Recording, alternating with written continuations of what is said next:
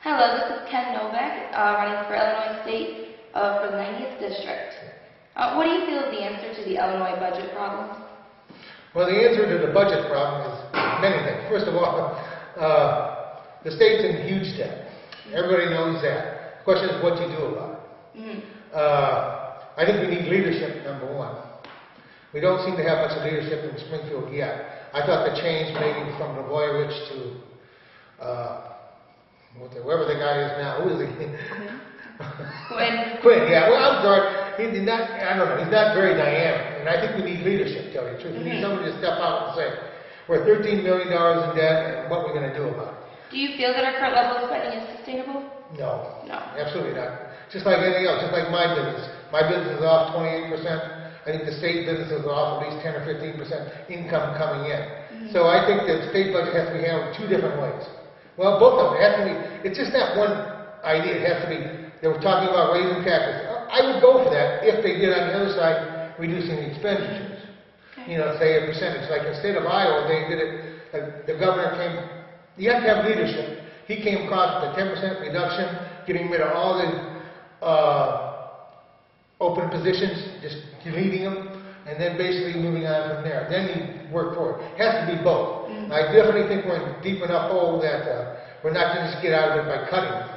And people, you know, cuts are hard to do. Yeah. You know, see, that's the other thing, you know, all kind of editorials in the paper. Should I keep going? I don't know. Okay. All kind of editorials in the paper concerning, you know, this new House bill to raise taxes, and people are for it, because it definitely affects social services harder than anything else. But, you know, something has to be done. We have to reduce our pensions cost. We have to reduce our payroll, very honestly. The biggest expense the state has is payroll, so you're going to have to reduce that too. And it does take some hard decisions, and you need hard and steadfast leadership, and I don't think we've had that in both parties. All right. What are the positive aspects of our healthcare system today that set it apart from systems used in other countries? Well, I think the positive effect is that it seems pretty good. You know, when you need it, you need it. And I really don't have the answer to say what the positive. My mother's in a nursing home now. She gets good care, but it's a terrible system. Okay, well, aside from the positive, what are the major problems with the healthcare system, and what will be the solutions to these problems? Great. That's what they're talking about. Yeah. I don't think there is any real major solution. I really believe we should have single payer. If you want my opinion, we should have single payer, and so you get rid of, you know, all this other garbage. Insurance companies shouldn't be making profit off people. I can go all through the stuff like that, but the honest answer is none of that's going to change overnight. And I guess what they decide upon will be okay, but I don't see how it's really going to lower the cost. Just like for my small business, you know, now I don't have anybody on that I have to pay for insurance. But when I did, it kept going up 10, 15% a year, and I basically couldn't absorb it. I don't know what to do, and I don't understand why big companies, it drives me nuts, but they don't want single payer.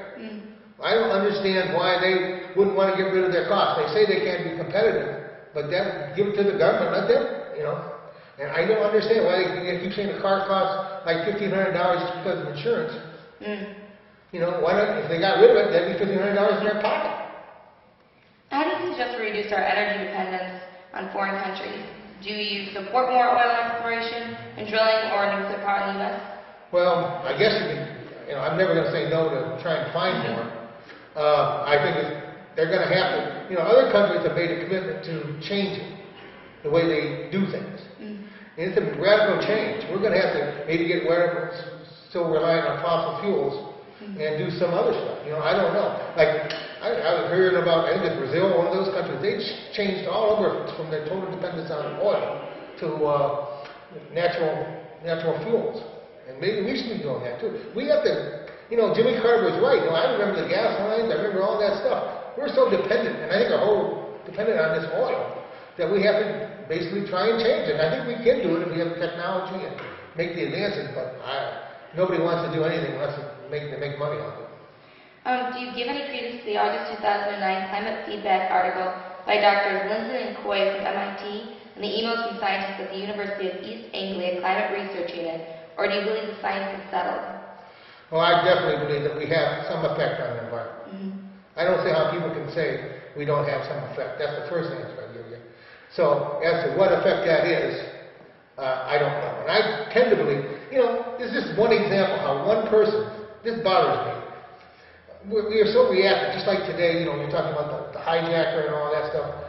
How he's going to blow up the plane. One person can have that tremendous effect upon, okay, these were released emails, and what the emails were, what I understand about the emails were, they only presented one side. In other words, they had other arguments. In most groups, when you present your side, you only can present one side anyway.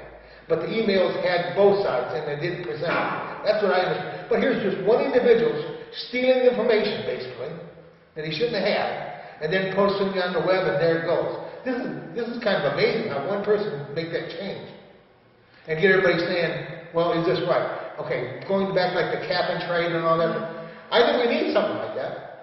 I'm not going to say this is the right plan, but every time you do, industry is going to jump up and down. You got the gas companies jumping, oil companies jumping. Oh, how can you do this? Companies sometimes don't always do the right thing there has to be some social conscience on their part. Well, do you believe in increased taxes and/or penalties on the American citizens and businesses? I think that's the only way it'll change. Just, but here's what happens, though. Okay, we did see the tax on liquor and alcohol, and maybe I'm supposed to bring this up. But what happened was, we did a tax on that, and guess what? The companies themselves, the beer companies, the liquor companies, they put another percentage on it. They had a chance to jab the people more, so they did. So how do you trust them? I don't think you can trust them. Because they're out for profit. They're different things.